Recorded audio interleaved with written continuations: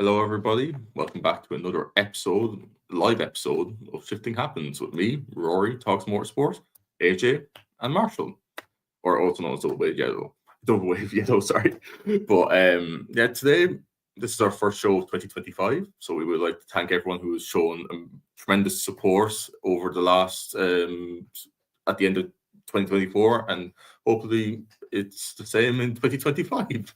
But yeah, we're in that time of motorsport that's like it's like a drought, but there is motorsport going on that we will allude to into the definitely on my end of my hot takes that we're going to do in this episode. But the main gist of this episode is that we're going to talk about the Alpine Colapinto and Jack Doohan news, the Lewis Hamilton, Ferrari, Charles Leclerc filming days that are actually happening this week, and the panel here we have some general hot takes that we are definitely adding a lot of chaos to the without seeing any testing. We love chaos. We love chaos. We do. I especially love chaos. Likewise. But I think so. The main and we have one of our hosts in the watching us in this live broadcast. Baxi, get well soon. Hopefully your voice improves and we can hear those beautiful hot takes near in our next episode. But yeah, so I think we're going to kick things off with the kind of, it wasn't a shock news, but we kind of had rumblings over the Christmas break that Colapinto wasn't really going to be staying at Williams. We had all these rumors that he was going to go to Red Bull. He was there's the Alpine that we're going to talk about, the AlphaTauri, Minardi, Visa Cash Out, whatever they're going to be called, rumors. But no, Colapinto has signed as reserve and test driver for Alpine Formula One team. Alpine now have more, or like McLaren back in like 2022, when they had more reserve drivers, the F1 reserve drivers, than drivers themselves. So now, yeah, Alpine. So Franco Colapinto will join Paul Aaron, and a load of F2 drivers as well. I can't think their names. There's a whole load of them, but no. So we go on. So I'm going to get your general take. So what do we think of Colapinto's move to Alpine in general? Good for him? Bad for him? Does it impact the team in any way, shape, or size? We don't know. Marshall, I'm going to come. Oh, AJ, I'm going to come to you first, and then Marshall. No, I was actually going to say let Marshall go ahead, because I was going to say this is Flavio going at it again. Go ahead, Marshall. Yeah, I mean, let's face it, Alpine are in this position because they were such an undesirable landing place for the first half of 2024 that even their current drivers wanted to do anything to get out. And, Gasly ended up staying, but Ocon, ostensibly was kicked to the curb, but it's not like he was really sounding like he was enthused about the project anymore. They'd lost out on Piastri, they lost Alonso, and then they built this overweight, undercooked, underpowered car that was just, awful to start the year. So they weren't exactly a desirable landing spot for anyone. Carlos Sainz was available, chose Williams over them. They didn't have a lot of options. So I think Doohan was just, the only guy there that they had control over that seemed like the best option to put in the seat. So, we can talk about Flavio this and, all that. And it's like, yeah, but I do think that on a certain level, anyone in this position who had come in, mid-season last year and looked at the contracts that they had and said, you know what, we had a good finish to the year. We had a real rebound, a real resurgence, and now all of a sudden this seat doesn't look so bad anymore. We've got this, new guy from Williams who brings some money with him, don't forget, that could benefit them and probably is more of a known quantity than Doohan, who's kind of a mystery box, who's had 1 year on the sidelines. So as much as it sucks for doing, and as much as I would like to see him stay in the seat and be given a shot, I completely understand it. And I think that honestly, it's a lot of it's Alpine reflecting on sort of their previous position, and like they wouldn't have known when they gave doing that seat that their fortunes would improve and that other drivers would become available. It just seemed like the most logical choice. But I mean, getting to Colapinto, I know Fly is probably going to agree on this one, but it's like I think he is a little bit overrated. I think that, he had a very impressive start and was made to look better by the fact that Sargent was so hopelessly lost in that team. And then, Colapinto comes in and he's quick on his debut and, scores points a couple of times and then very publicly starts crashing the car. But again, it's not like Albon wasn't crashing the car too. Very difficult car to drive. So there's some mitigating factors there. But I think also the sponsorship opportunities, like if you had it to do all over again, you'd take Colapinto over doing. But, it's not easy when you've got two contracted drivers. And I feel like Doohan is just kind of doomed now because he's got the sword over his head anyway. Like he's in the drive, but obviously the people who are the bosses there don't want him in that seat. So he's not the first driver to ever be like doomed before they ever started with the team, but it's not an easy place for anyone to be in. I just hope it's not a career killer for the kid because, he's got some potential. I think, he was fourth in F2 a couple of years ago. So certainly was in the mix there with the other guys that, have been hot property in F1 circles. But, is he anything special? I don't know. But I hope he gets the chance to prove it. Unfortunate situation. Flavio, yes, but it all makes sense.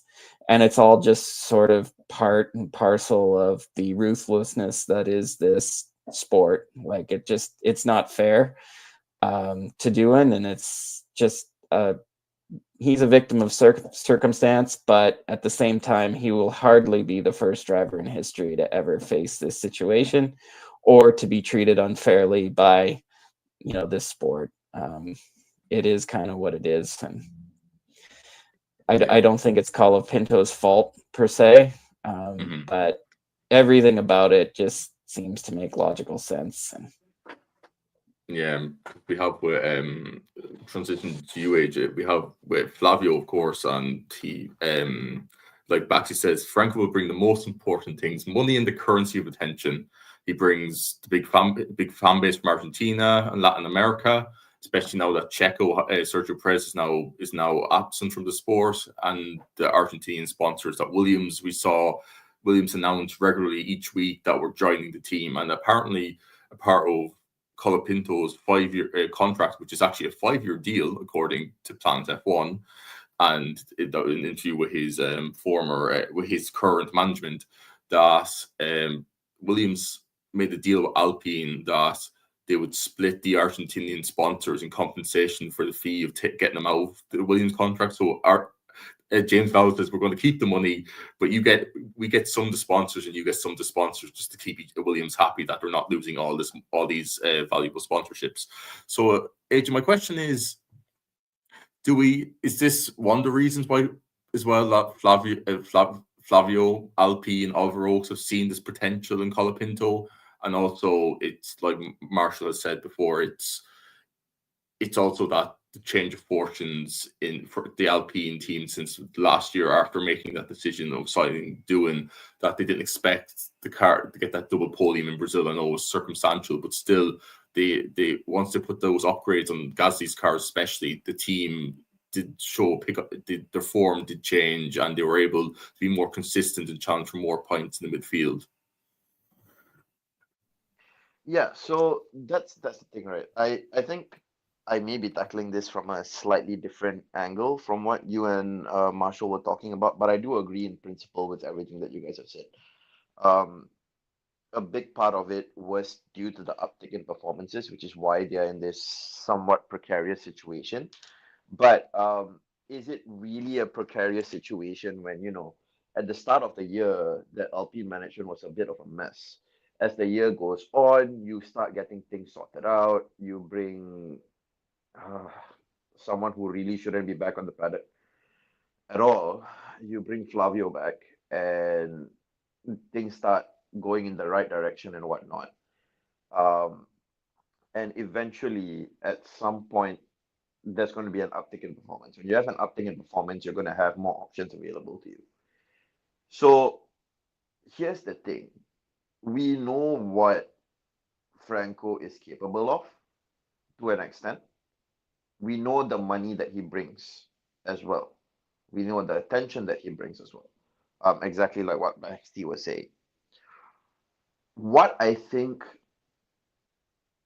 is going to be like a wild card in this situation, which may throw a wrench in all these things, is if Duhan does really well in the first 5 to 6 races, if he's sitting in and around number seven, not number seven, number 8 to 12, if he's sitting in and around that range, maybe 8 to 14, that's going to throw a spanner in the works for shoving him out for Franco. Like, I get it. You have Franco there, you've already signed a 5-year deal. But what if this unknown quantity comes in and absolutely blows it out of the water in the first 5 to 6 races? What then? And that's why that won't happen, because the team won't let it. Oh well, yeah, but yeah, I don't know. That's a rough one. I really feel like Duhan's gotten. My friend's been saying this a lot lately, the carrot and the stick. I think Duhan's really gotten the stick end of this, like really, really bad. Like it's really unfair to him at this point. But Yeah. it is what it is. It's a business at the end of the day. Yeah, and I doing watching him in F2, he was unlucky with reliability at times, that getting mecha chromed, as we like to say in F2. But he also did show his talent. He won multiple times in the 2023 season. After before he went on the break, the 1 year on the sidelines, he won a couple of races.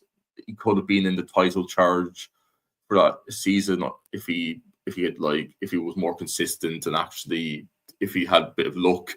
But no, I think yeah, unless like Marshall alludes to that, Doohan gets the Ocon treatment. I know Ocon was going out the door because Ocon had the if anyone didn't know, there was a story that broke in the last few weeks that Ocon went to Williams in an Alpine company car for a CFIT.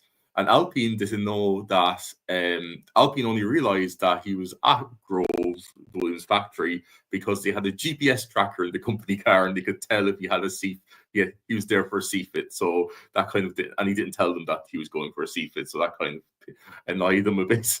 But no, yeah, it's rumored that Doohan has a six race contract, according to the media, that he has up to Imola or Miami to in the season to actually prove his worth. But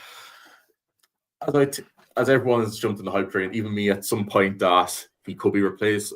There also could be the opportunity that they give Doohan the full year and they don't replace him. They might put Franco in for 2026 or so forth. But it's harsh on Doohan, but also it's Formula One. Formula One is a harsh sport. Motorsport is a harsh sport.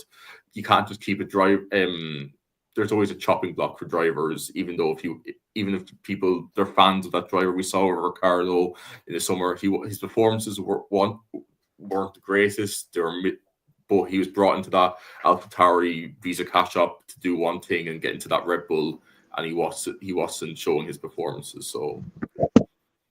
So really quickly, right? I think I've got like this question for Fly as well, since he's the resident Alpine fan. Don't like all, and this is for all of you guys at the same time. I think we all understand that Duhan is in a very sticky position and is facing hard luck right now, in the way cards have unfolded.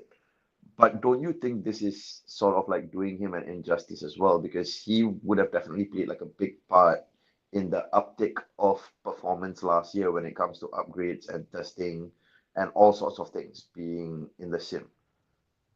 Like he was there pretty much throughout the entirety of time, helping with data, trying to get things on track, and I'm sure to an extent involved in the reason why the upgrades ended up heading towards the right direction over time. Just a general question being pumped up to all of you guys. I'll take that first. I think Dugan, of course, yes, he was there doing the similar work, and he was highly rated. He was highly praised by the Alpine team principals at the time, both Bruno Faman and Oliver Oakes, that he had done very well in the sim and was helping that team improve. There's also this contract of him signing this contract is also could be that we saw with Oscar Piastri. Oscar Piastri did a lot of test work with Alpine. He was highly rated now.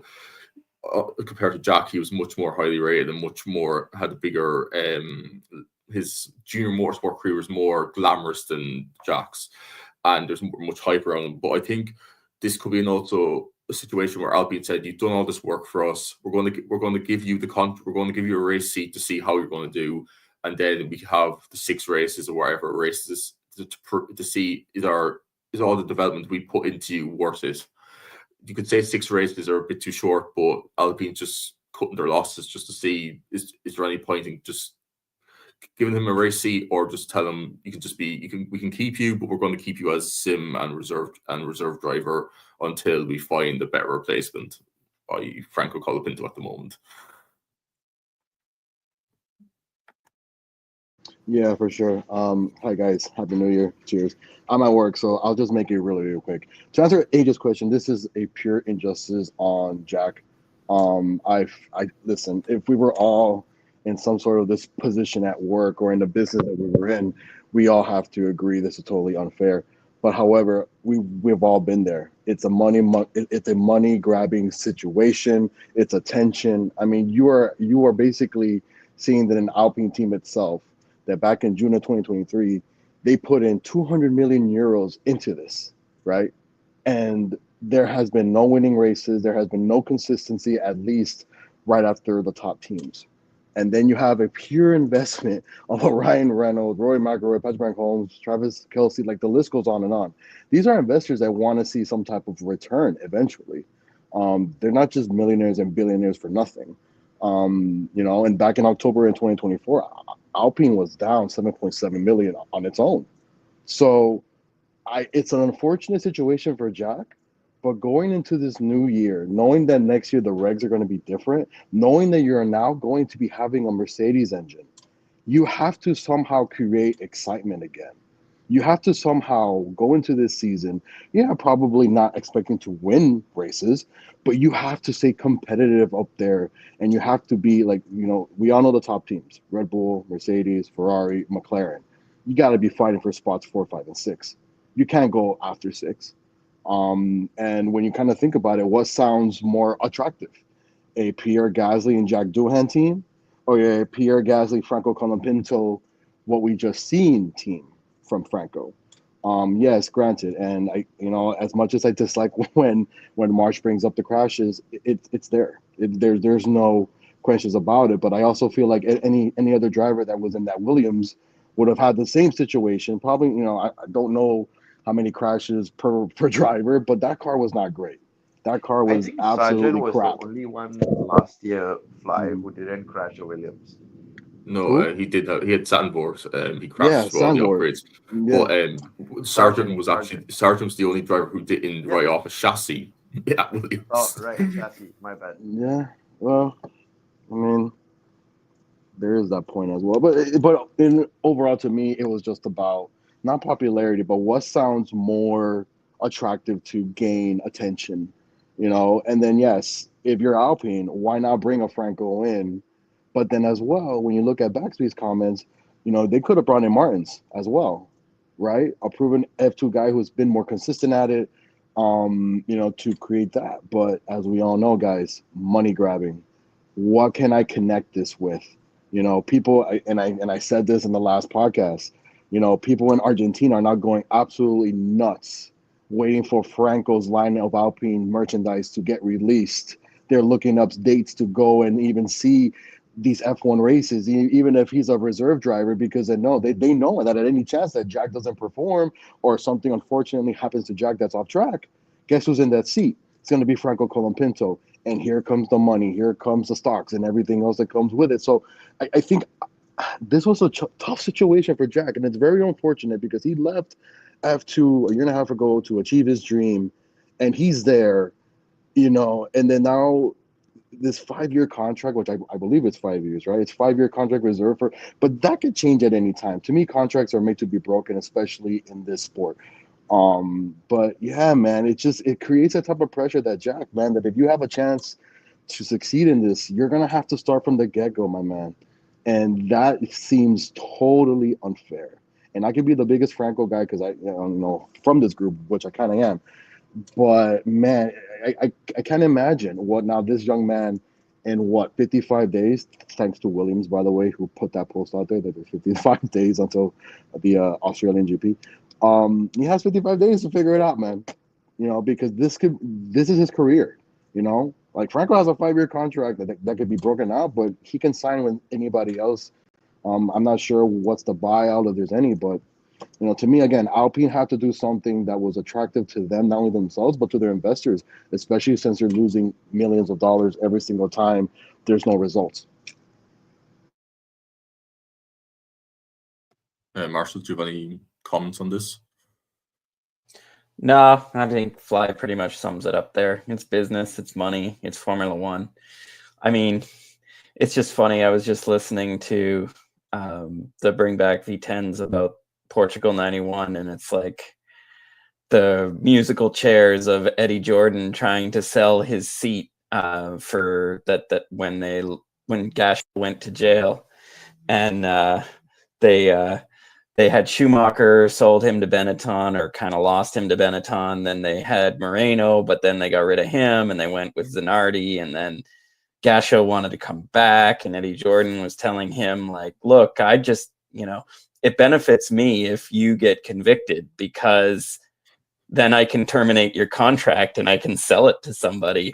And he told him this honestly, like to his face, like, I can just, terminate your contract if you get convicted. And he's like, I'm your friend, but my team is underwater right now, and that would be really convenient for me. And it's like I was just thinking about that in the context of like who was involved in the whole Michael Schumacher Ferrari, or Michael Schumacher Benetton Jordan thing. Like Flavio's right there in the middle of it, right? So it's just like the more things change, but it's always been this, and it's not personal. It's just, it's just Formula One. And, I've seen that stupid distracted boyfriend meme so many times of like, Flavio looking at Colapinto and Jack sitting there. Ah. But I mean, it's so true. Like Formula One team bosses are always looking for the next big thing. And like, it doesn't matter what you did yesterday, if you today is a new day, and if they think that they can gain an advantage by going with somebody else, they're going to do it. And that's not just a competitive advantage, that's a financial advantage. It's just all part of the game. And like, I think of Doohan as being like one of these guys whose Formula One careers might get stalled before it even starts. And that's unfortunate. And it's just, but I mean, there's been a list of those guys, like a long, long list of guys that either got the opportunity or had the rug pulled from under them at the last minute, or they weren't given a situation to perform, or they weren't given enough time, and then they were done. So I hope that doesn't happen to him. I hope that he does get a reasonable opportunity to show his ability. But it is what it is. You never know. Doohan might just get sidelined to the Alpine WEC program or something like that at the end after if it doesn't work out for him. The Mick Schumacher treatment. Yes, the Mick Schumacher treatment. But I think we're going to move on to our next topic, which is what half of F1 social media and every journalist is just egging what they can get, as much information they can get out of this topic is Ferrari. Lewis Hamilton's test in Ferrari is in the coming days, imminent from this podcast. I think on Monday 20th, is reported by Italian media of Auto Racer Italy that he will be in the Ferrari simulator, probably testing the 2025 car and seeing does he like it from the simulator. And then there will be the all famous or historic, what the social media is calling it, Lewis Hamilton's first TPC running of Ferrari cars. So it will be reported, like I said, by the previous outlet that it will be the 2022 Ferrari. Either due to the weather, it will either be at Fiorano, the Ferrari own test track, or it will be at Mugello or Imola, because Ferrari can just move around as they like with all the tracks they own. But that's, and there's going to be crowds, let's say, at this track waiting for Lewis, and it reports the Italian police have plans in place to make sure everything goes smoothly and everything is safe for spectators and for everyone working at the track as well. But yeah, so are we all on the Ferrari hype train, even though we haven't seen testing yet? Or we all have that PTSD that we know Ferrari, or have that in something in them that it's not going to work? I am going to be cautiously optimistic because I do not want to jinx anything. I have my thoughts. I'm pretty sure among ourselves we all know what my thoughts are. I just do not want to verbalize anything right now because I do not want to jinx absolutely anything. But if like, I don't want to get too ahead of myself over here, but like, if it follows the trend of since when Fred has entered the TP role, and if the progression continues from how it was at the start of 2023, and if it keeps going in that direction, I think I'm expecting a good year. Like, I'm expecting a good year out of Ferrari. That's pretty much all I can say. And to everyone who's been talking about, oh, there's going to be a 1-2 in the team, please just sit tight, sit down, be quiet. There's not going to be a clear 1-2. You're talking about Lewis and Charles here.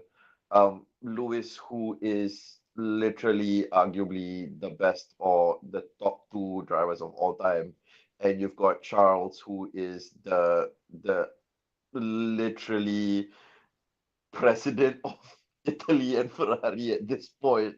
Like, he is the golden boy.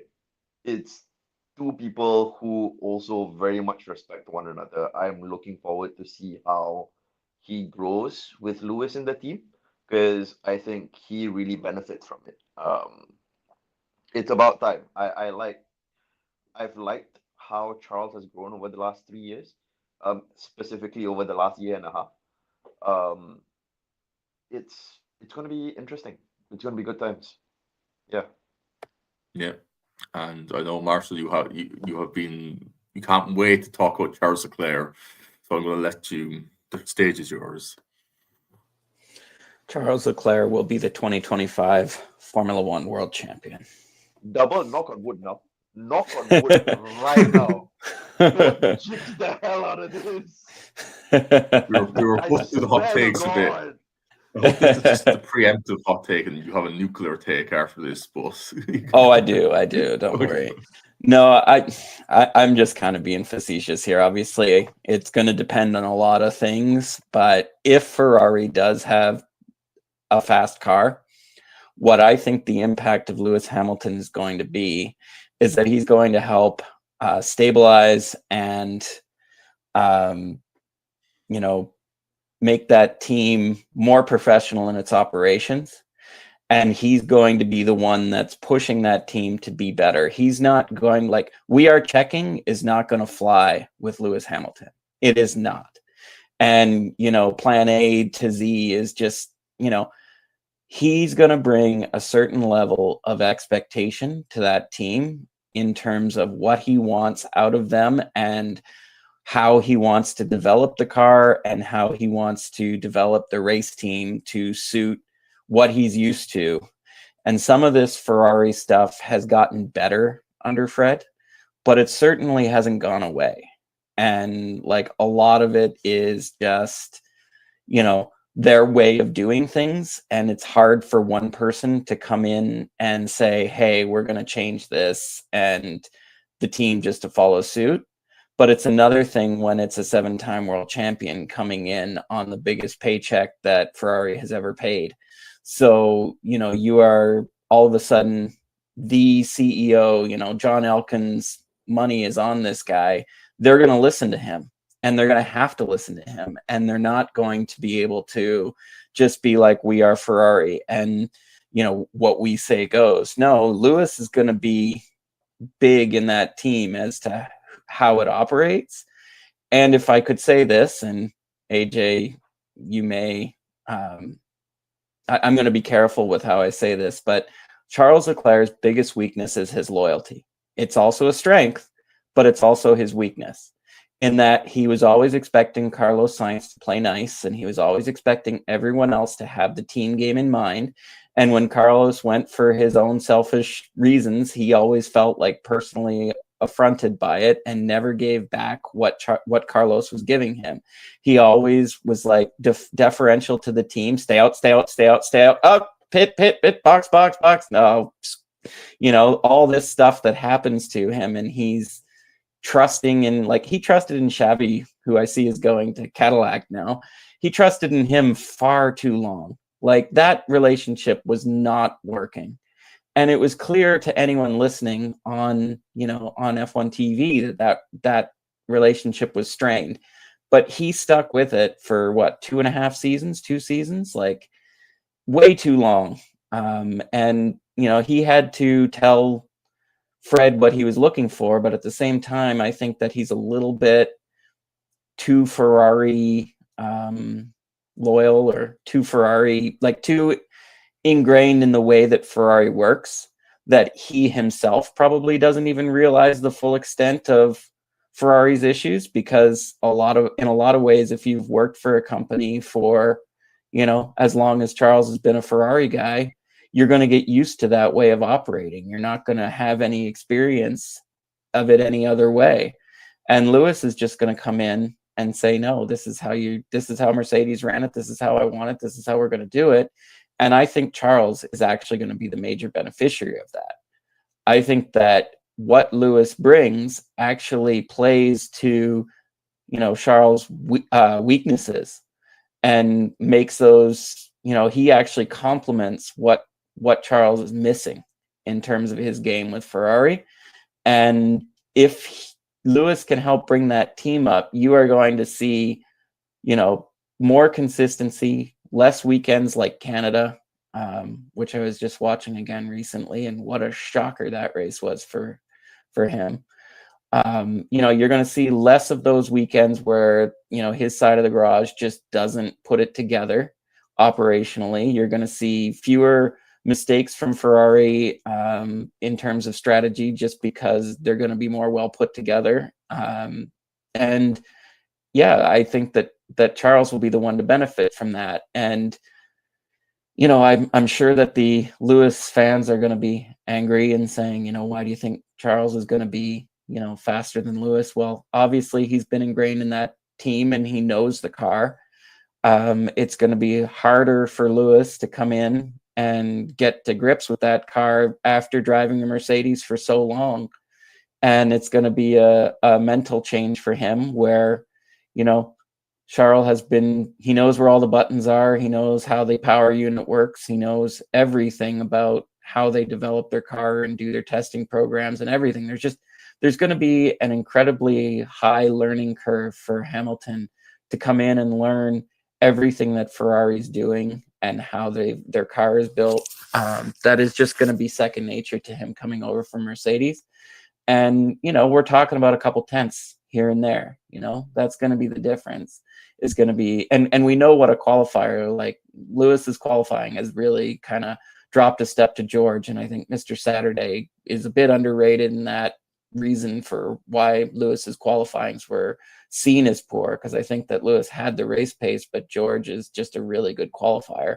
But so is Charles perhaps even better than George. So, I think we're going to see the same thing where Charles has the measure of Lewis in qualifying. Lewis is faster or on his pace in the race, but on balance, it's going to come down to those couple of tenths. And I think that you can give that to Charles. And if Ferrari does build a car that is competitive for the championship, then I think that Charles will win it.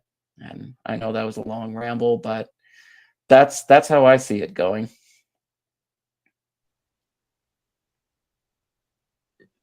Rory, you want to For go ahead? AJ. Yeah, I just want to say back to his question. I feel like I don't know. It's like because I know what McLaren or Ricardo was at McLaren. Ricardo had a deal if he won a race with Zach Brown that he would get to drive Dale Earnhardt's NASCAR car at the time. But I feel like Ferrari would do it. How Ferrari's PR team is on point at the moment, which is actually the former AlphaTauri admin who was the Twitter admin. So, applause to him. That I feel like Ferrari would do it at the right time, either after he won a race, or that. But What it's the 2004 car. Oh, okay. How long before Lewis is in the 2004 car? Yeah. Or would it be like I don't sacrilegious, like as well? Just like I just think like if they win the WCC this year. I think if they get the WCC this year, or if they have multiple wins and leading up towards Monza. I think we'll see it in 26, not in 25. Yeah, that's why my first prediction is if we win the WCC. If Ferrari win the WCC, there's no way he doesn't drive that car. Yeah. AJ, do you want to respond to Marshall, or do you have any other? Yeah, so like I think Marshall's pretty spot on. Like in terms of weaknesses that Charles has, I think that's one of the reason why being a Ferrari fan and a lot of Ferrari fans who were Ferrari fans before, like, majority of this current batch were in the team have such a soft spot for Charles is because of how he is Ferrari through and through. At least for me, that's how I perceive it. And the thing is, this is why I don't know if you remember this much, but like we were on spaces like I think Rory you were there as well, but like way back when. And I remember saying this very clearly, where Fred coming in and his relationship with Alpine is going to be the change that Ferrari needs for it to move forward.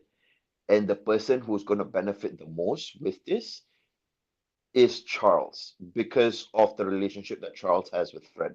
Fred has a good way with drivers. He had the same relationship with Lewis when Lewis was younger, right? He is really good with certain drivers and he knows how to get them to the level that they're at. He knows what to do to be able to get them where they need to get to. He has built the foundations really well in terms of strategy wise.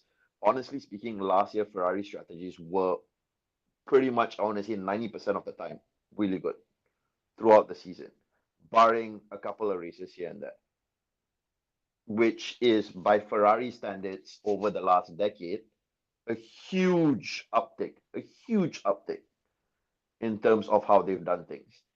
And I've always, I don't know if you guys remember this, but when he first came in, I'm like, truly gauge Fred at the end of year 3.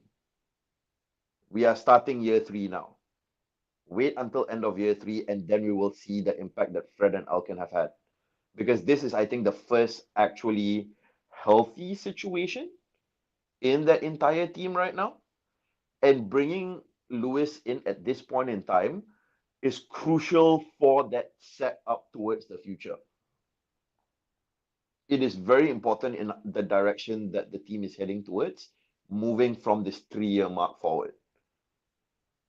Because all the experience that he has bringing into this team with someone like Fred there is only going to lay the foundations for future years.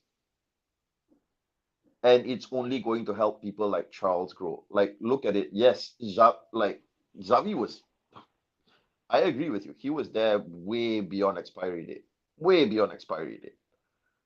But even so, Charles towards at some points last year, he was like, no, I'm not listening to you guys. I'm doing my own thing.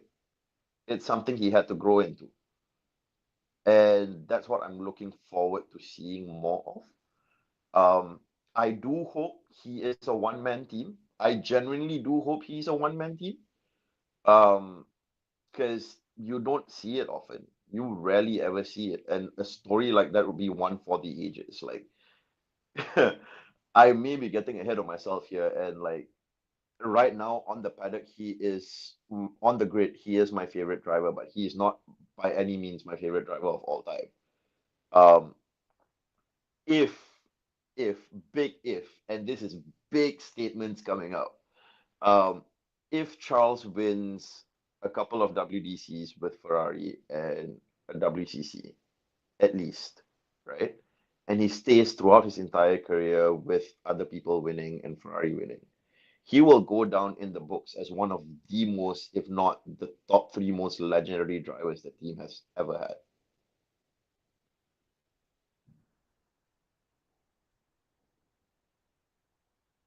And Provided the now you're WCCs, just provided the WDCs and the WCCs come while he's here.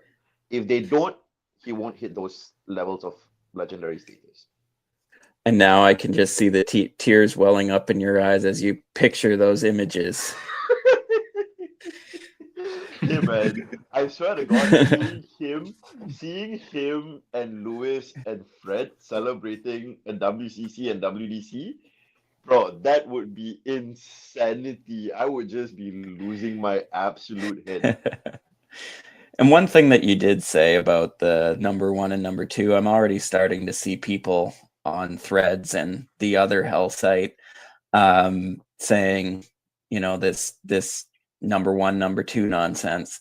I just want to point out to anyone who's ever watched Formula One that Lewis Hamilton has never been assigned a number 1 role in a team in his life.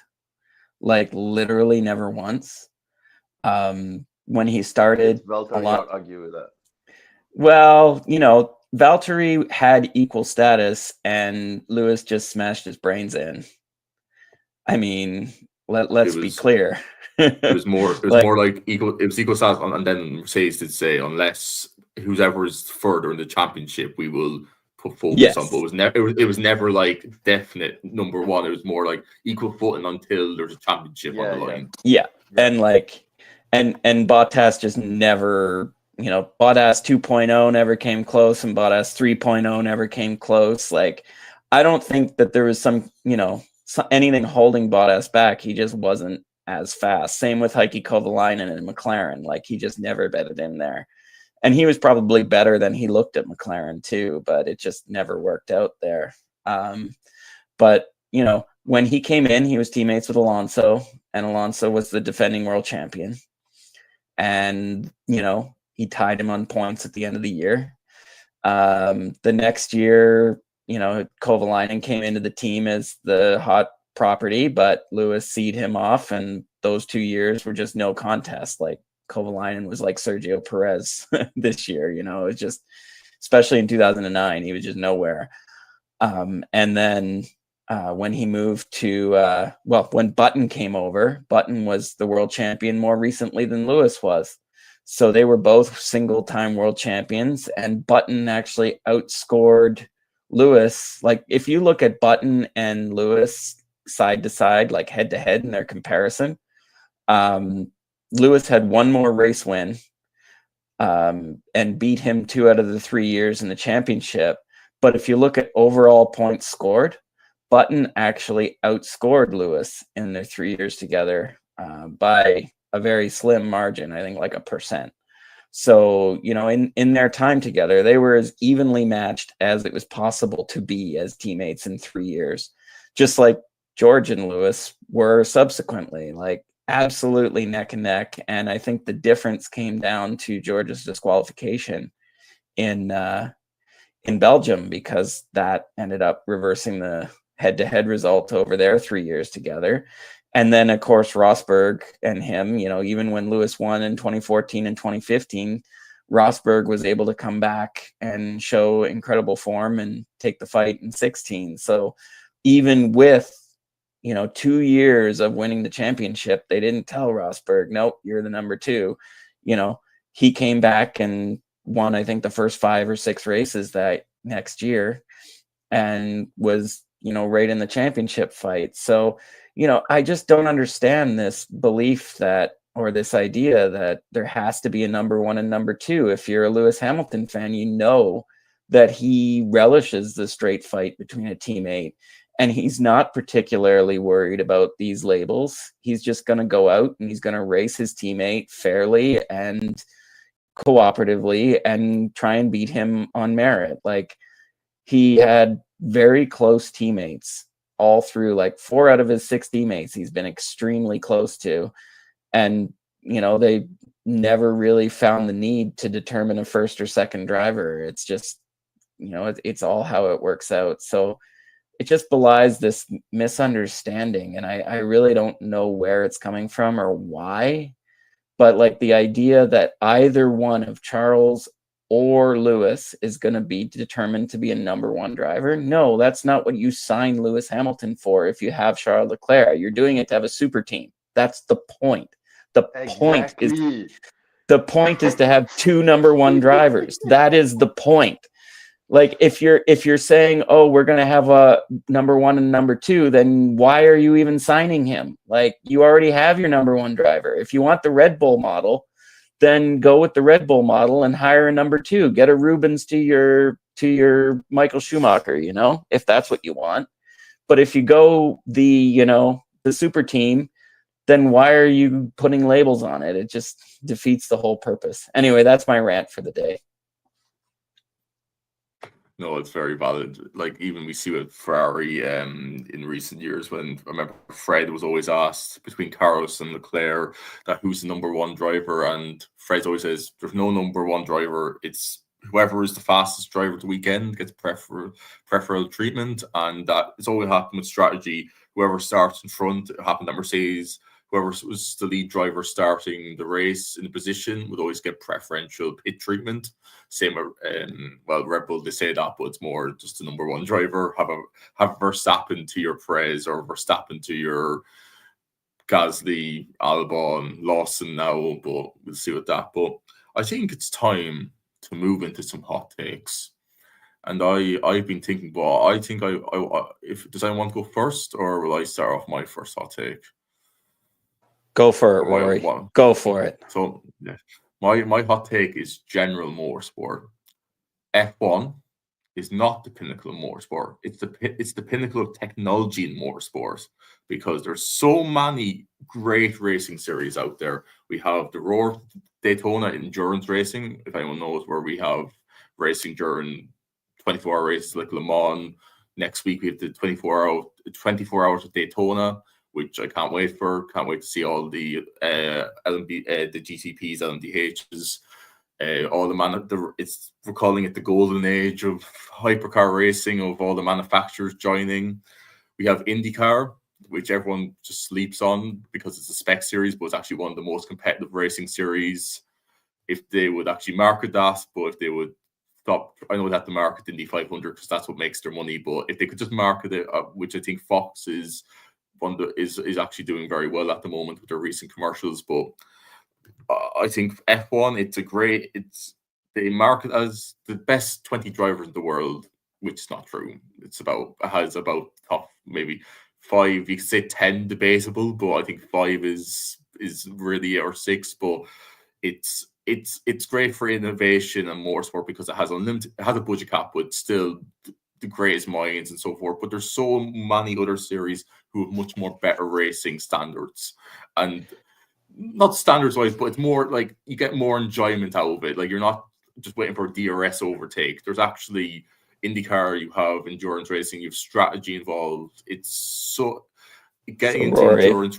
Yes. So last year I worked the Daytona, and I was at corner 5, and I worked the 1 a.m. to 5 a.m. shift. And watching them, all you see is the headlights coming at you, and you see the difference in speed, the closing speed between the GT cars and the GTPs And then the LMP2s again are like faster on the infield, but slower on the banking. So like the speed differentials change all around the course, and sometimes the GT cars are actually faster than the prototypes when on the infield, especially after pit stops. So you're trying to look to blue flag based on the headlights and like the different colors of the headlights, which is unreliable, and the width of the car, which whenever it's a Mustang GT, you think it's a prototype because they're so damn wide. And the BMW as well, like the BMW, the Big Mac, or what we call it, or something like that. Yeah, and I talked to one of the GT drivers in the paddock because I saw her walking along, you know, in the paddock, and I just asked her, I was like, when you're driving at night, do you actually see the blue flags? And she just goes, no, not at all. not at all. and I think of the comparison to, you know, 50 some cars on that tight, twisty Daytona infield and huge high speed banking. And then how Formula One drivers are babied with these blinking blue lights with numbers, and they have to jump out of the way. And there's only 20 cars on the track, and they all have the same relative pace, and they still find ways to trip over each other in qualifying. And they still find ways, like when the GPS went out one year at Australia, nobody could complete a lap without getting in traffic because they needed their security blanket of their radio to tell them, you know. Canada this year that we had the CCTV cameras weren't working for the FIA, so they couldn't go on the track. Yeah, and it's like, oh my god! And one of the things like Jenson Button was saying when he came over and did Daytona is just like how hard it is in a prototype to deal with the traffic and the closing speeds. And you know, they're not being babied. We actually waved the blue flag for prototypes. Like there's actually a job to do. And you know, they're not, you see contact all the time, and it's incumbent on the prototype, the faster driver, not the slower driver, to get out of the way. They are supposed to hold their line, and it's on the prototype to get around them. And it's totally the opposite in Formula One, and it's just it's a lost art, because I've been watching a lot of old racing in the off season, and like Senna and Prost in 88 and 90, the difference in pace between them was that Prost was afraid of back markers. Like he was way too cautious in traffic, and it allowed Senna to pull away or to catch up at various times in their battle together. And that's a lost art now. Like getting through traffic is just not a problem, because they all have to jump out of the way, and it's unfortunate. And it's like, you know, the situation with Formula One is that it's not even like the pinnacle of racing, because they're managing their tires, they're managing their fuel flow, they're managing their battery, they're like charging, recharging. They're, you know, it's a strategic, you know, it's definitely a particular skill, and it's definitely unique, but it's not like they're going flat out all the time like they used to. It's a much different challenge. It's unique, but it's not the pinnacle. It's like there's any number of series that have identical or additional challenges. It's just different. Okay. So really quickly, right, before we transition, and this is going to divert a little bit from the hot take, but since it's there and it's been mentioned, I'm going to use this opportunity to throw a question out for you guys, and feel free to jump in. Double or Rory, we'll start with either one of you, but Senna or Prost, who was the better one? No comparison. Senna every day, all day, 1,000 times. Like no comparison. I've never watched. I wasn't alive to watch them, but I think my goal, if I just heard the two names, it'd be Senna, because even when I wasn't watching Formula One, Senna was like the name you would hear of if Formula One was brought up. Like, so Fly, can you have can you talk, or who's your favorites? Hey, sorry guys. Okay. I started watching the sport, and Alain Prost to me was whoa. As the more I got into the sport, the more I dug deep into its history. And huge credit to my man Double Wave, who sent me full seasons of Senna races and his championship fights and everything else that it belongs with it being just, you know, his name, Senna, man.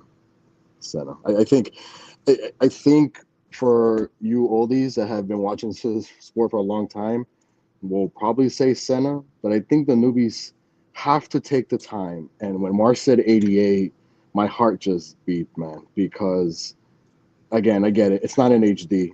People sometimes complain that they don't like the video feed. But my friends, if you love racing, you have to watch those battles, and you have to understand what every corner, every overtake, every grid start was then. And to me, Ayrton Senna was just undamn believable. And there's a reason, right? And yes, he's not with us no more, which is the saddest part. But to know that that type of driver existed in our lifetime in the sport that we love, nothing against Prost, nothing against Schumacher, nothing against Lewis, but there's a reason why guys like Seb and etc. every year they dedicate things to Senna. There's a reason for that because he was more than just a driver. He touched every single person in a different way, and he did so many things so well, especially on the track. So AJ, to me, it just has to be Senna. But for me, I had to learn the sport more. I had to dig deep into the past. I had to look more into just it being the name, right? And I think once, as a fan, if you never appreciated Senna as a driver, you gotta watch those races, man. You gotta go big. You just have to. You just have to. It's unexplainable the things that he did on the racetrack to try to put it into words right now. It's just unreal. Yeah, it's a whole different sport back then. It's a lot. March, it's a whole different animal. Like Yeah. if we listen, we love Max, we love Lewis, etc. But if there was a Senna right now on here, I mean, battling Charles Leclerc and etc. This actually rolls nicely into my first hot take. Go ahead. More overtaking does not equal good racing. The idea that overtakes are the be all and end all is absolutely wrong, because an overtake used to be special. It used to have meaning. The reason that we remember the Mansell overtaking PK at Silverstone in '87, or Mansell around the outside of Berger at Peraltada, is because they never happened. It was so rare that you would see Mansell and Senna at Spain, like, inches away from each other, sparking down the front straight. Those iconic images, the Hakkinen on Schumacher using Zonta as a pick at Spa, those were so infrequent that they became iconic.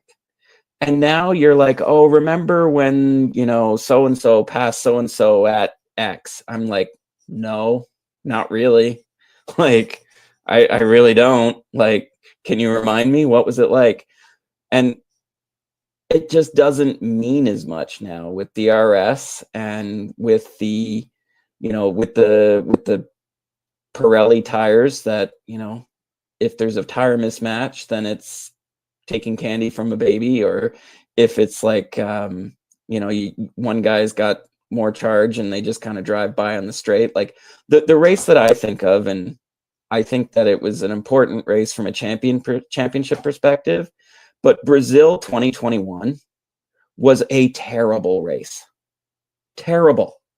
Because you just knew that Lewis had the straight line speed to whip past with the DRS in the front straight no matter what. And that by mid-distance, you could calculate it out by the percentage of time that it was going to take him to get from 10th to 1st, and he did it. And Max fought like hell, but, in the end, probably fought too hard, given, he was a sitting duck and didn't need to do what he did at turn 4. But, it wasn't like that race was Lewis's greatest win. Not at all. It was not even close to one of his greatest wins because it was just not even a contest. Like a lot of these races we have now are won because of race pace, and what they do in qualifying doesn't matter. Like, do we really think that Charles Leclerc is that much worse of a racer than his qualifying record? Or that Lando Norris is not as good as his, like, I know he likes to blow starts, but still, like, converting pole is not, like, pole position is not what it used to be. It's kind of halfway meaningless now, because what your race pace are dictates the finishing order, because passing is not hard. You know, if you watch the old races that have strategic battles, that have fuel stops, undercuts, overcuts, you had to strategize a way to get by someone, and that was as much part of the intrigue. Like, yes, being stuck behind someone and not being able to get by, like Alonso on Petrov, you know, in 2010, that sucks. And that's like, yes, you got to make it, the dirty air problem is a problem, whatever. But just saying overtaking is good, therefore more overtaking is the goal, misses what makes racing good, because defending is an art as well, and giving an advantage to the person who's behind is just not the right way. Like, at least IndyCar has the push to pass where the person who's in front can use it. My problem with DRS is that it just gives an advantage to the guy that's behind when the guy who's in front has earned that track position. So why are you giving the advantage to the guy behind? It's just, you know, we talk pinnacle of motorsport. What's the pinnacle of that? Like, what's the pinnacle of giving someone an unfair advantage just because they're behind? When did that become something that Formula One was all about? And now it's been here so long that we just think it's part of the furniture, and it just, yeah. Anyway, I'm right with you, Rory. Right with you. We also have, like, with the 2026 rules coming in, they're planning to get rid of DRS in some way or fashion. That they're going to have this XYZ pass mode that they're thinking this could actually work. But I understand that point as well. Like, we just think, oh, there's an overtake. We all know it's going to be DRS. When he gets into DRS on the main straight of Monza, he's going to get passed. Like I remember it was the 2022 Belgian Grand Prix. We knew Max Verstappen starting 15th. I know that RB18 was a beast of a car, but still, we knew, and that DRS of that Red Bull, we just knew he was going to be passed. He's going to be in first place by lap 10 or something like that. It was that we just knew. But it's like you said, defending is an art that is not really talked about more. It's we're losing it. Like, it's Yeah. because of the DRS and F1 especially, that they could, like they say, like, you could just, if you just hold the inside line, you could just, you're going to keep the place. But if you didn't have DRS, we've seen, especially in the rain, when there's wet weather in F1, it's like it actually brings back that magic of the overtake, because they know that they don't have the DRS. I know it's an equalized rain, it's the equalizer of F1, but it kind of brings that magic back to an overtake as well. I prefer that as well. Well, I was watching recently 2005 Malaysia, and Alonso started 18th, and, you know, he was the fastest car on the track in clear air, but he finished third. Like, Fisichella won, I think a Toyota was second, and he was right there at the end, but he couldn't get there at the end. Amazing race. Yeah, it's a pretty good one. And you know, if we replayed that race now and started Max in 18th, he'd win, because those straights on Sepang would just blow by everyone. But you couldn't do that. Like, Alonso was passing everyone, but he got stuck behind Villeneuve in that race forever, I believe. Like, you know, in a Sauber, like, it was harder to pass, but you had to work for it. So when he got back up to third, he was ecstatic, and he was so happy that Fisichella had won, because he thought his weekend was over qualifying 18th. But now it's like, you know, if you have a car advantage, doesn't really matter where you qualify, you're gonna be at the front by the end. And even with DRS, you can get stuck in the DRS train as well. So that doesn't help the overtaking when you have 5 cars in the DRS train and everyone has DRS and you can't get past. But AJ, do you want to add to this, or do you have your hot take you want to tell the audience about? I feel like both of you guys have hit it spot on. Because I had those in mind, and I think really for the sake of not being repetitive of what the two of you guys have mentioned, I'm gonna try to allude it more to the tracks that are in F1 right now. Um, Honestly, 40% of them can be binned. Um, we don't need a Baku. We don't need a Miami. Like that, Baku is just a pretty beautiful aesthetic track. Offers nothing else apart Hey, from be that. nice to Miami. Be nice, okay? Be nice. Miami does nothing for racing. Fly, we appreciate you, I but it does know. nothing I for know. racing. Listen. In all honesty, Miami has been great because I've been able to meet drivers. That's about it. No, but like Yeah, in AJ, terms they of were saying racing, they they were saying like when Zandvoort announced that they wouldn't have a race after next year, and everyone was yeah. like, "I know." I was like, "Oh no!" Anyway, the Anyway, Top Gear meme, right? It's So like yeah. it's never really produced great racing. no, it's not. What I will add though, what a lot of people fail to realize when they're talking about removing tracks, and then they're like, "Oh, why not remove Monaco? Like Monaco is a boring race. It is boring to the average viewer." Going back to what you very eloquently put, Marshall, in terms of classic F1 is about strategizing. It's about your overcuts, your undercuts, fighting for those overtakes. Monaco is a peak track for that. Give it smaller cars. The current cars are way too big, right? We've seen series in smaller cars. You can overtake in Monaco. Monaco being unable to overtake is nonsense. How many times have we seen an overtake in that little Formula E. that happened before the tunnel? How many times have we seen incredible moves happen there? Like it Formula E proved that you can overtake anywhere in Monaco. exactly. It's because of the size of the F1 cars that people think Monaco is a lame track. In reality, Monaco is a peak track for someone who you need to push yourself to the edge of driving because one, your tracks are narrow. Two, it is a super short track.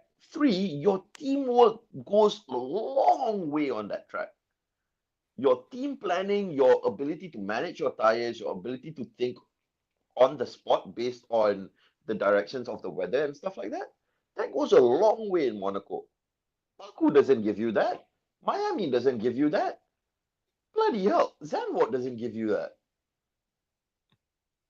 Bring me back some other better races, man. Like I don't get rid of Barcelona, get rid of like the Madrid track. I don't need those tracks. The Madrid track, we haven't even raced on it.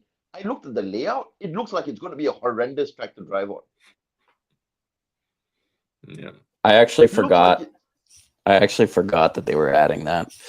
yeah, it looks like a bad track. It genuinely Yeah. looks like a bad track. Question: Has there Go ahead. been reports of a confirmed South African track yet, or were they rumors before? Kyalami, which will be in the track, is going to FI are doing a grade one. Basically, Yes. grade one is what makes it an F1 grade track. So Yeah. they're doing that in the next year. Mhm. They're going to do a Have review. we I think raced the there aim before? is yes, it was Yeah. raced years ago. Last time they Years used ago. it was 1993. Yeah. And how was that race, Marsh? Good? Boring because Damn. Williams Okay, never mind. Williams lapped everyone pretty much. Prost won by like a minute. So, But the track is totally different now. I mean, it's yeah. changed. How it raced in 93 is not going to be anywhere near what it is now. It's completely different. The timeline for that track, I think, is they're looking at I think between 26 to 28. I think realistically we're looking at 28. If I we're think being it's in really realistic, I think we're looking at 28. it's in Forza, I believe, in the new Forza game. I believe it's in that. Yeah, so you can race it on that to get an idea what it's like. Yeah. Get Listen, rid of F1. No, No. I was saying that F1 needs to go back into Germany somehow. Yeah. I don't know where, but yeah. No, Nürburgring. What Nürburgring or Hockenheim? two amazing tracks. You don't. Oh my god, I can't. I get so frustrated thinking about tracks. This is my hot takes. Like the tracks that are being added to the calendar, majority of them are absolutely horrendous. Like they don't produce good racing.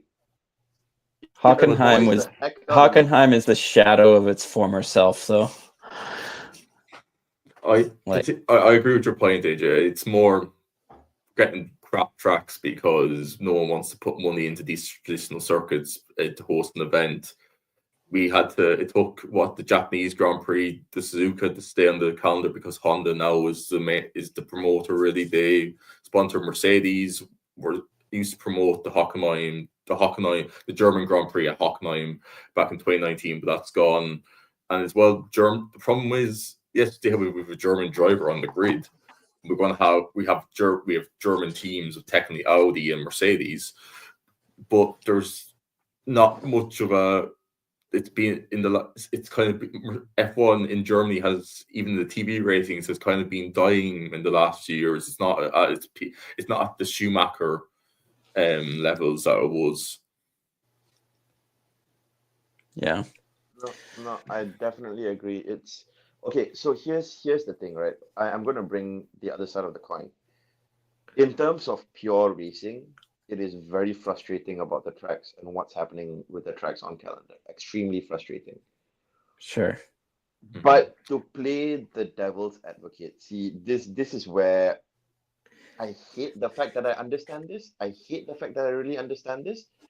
So the reason that we're having more street tracks is because they're trying to make F1 more sustainable. A lot of these tracks that we want back on the calendar aren't really accessible. They are hard to get to. They are far to travel to. They don't necessarily have good. I mean, it's not close by. It's not just sustainability. It's the ability to sell more tickets. You can sell more tickets in an urban area at a higher price, because I was having this conversation with somebody, like they were like, why doesn't Spa sell out? And I'm like, well, it does sell out. It's just you can only contain so many people in that geographic area for like hotels and camping and stuff. And you're limiting your market with, like, when I was 25, I went to Spa and I camped, but I'm not going to do that now. I'm not going to camp on the ground in 10-degree rainy weather. That was great, 10, 15, 20 years ago when I was younger, but I'm not going to do that now. And, there's nowhere to stay. So you've got to stay like in a city, half an hour away. And, there's no infrastructure or like hotels or anything. Like a lot of tracks have this issue. So if you have a race in Vegas, you can fill those hotels and you can fill it with people, and everybody are right in that area where they can have the race, and they can charge top dollar for the tickets, because you're not paying, like you're not driving into the track. You're already there, it's just more convenient. But anyway, I know that we're going to wrap here soon, but I had one more hot take. And I know that you guys have been prepared for this, and I wanted to bring it back to 2025 and what we were expecting to see. So let's just do like no reaction, no analysis. Just give us your 2025 focused hot take in a line, and like just leave it. And just leave it. We don't. We address this during the next session. We will come back to this on the next session. But I like that. Let's do that. Yeah, let's just give our 2025 season hot take of something that will happen in 2025, and then just let it stew. Okay. So you go first, AJ. You got one? I do have one, but it's a hot take for a reason. Well, you got to go. You have to go. Red Bull will not win anything more than 5 races. Okay. A conservative hot take, but I'll accept it. I was gonna say not win any races at all. That would have been a hot take. That'd be a spicy one. I was just being a bit more realistic, but yeah. All right. Fly, do you have one? No wins for Lando Norris next year. Oh, wow. Oh, that is spicy. Rory? Alpine will be a regular podium contender in 2025. Fair play. Wow, bless you, wow, Rory. wow. God bless. Fair play. God Fair bless play. the Holy Land of Dublin. And here's mine. Mine is that the 2025 Abu Dhabi Grand Prix will be Fernando Alonso's last Grand Prix. I will subscribe to this. I will subscribe. That's not really a hot take, but okay. What, you think he's not going to continue to 2026 either? I thought that was. I told you he was done. I kept repeating this throughout. Okay, we are completely not doing what we're supposed to. That's a wrap. All right. Okay. That's a Okay. wrap. We're good. Next time. That's I a would- wrap. I would like to thank everyone for listening to this episode of the Shifting Happens, episode 9. And yeah, we'll keep you posted. I think going forward, I'm going to definitely try and get more clips out in the socials. I'll try and clip up some of these hot takes, definitely. But yeah, I want to thank everyone for listening and see you in the next episode. Cheers, guys. Yeah. Thank you.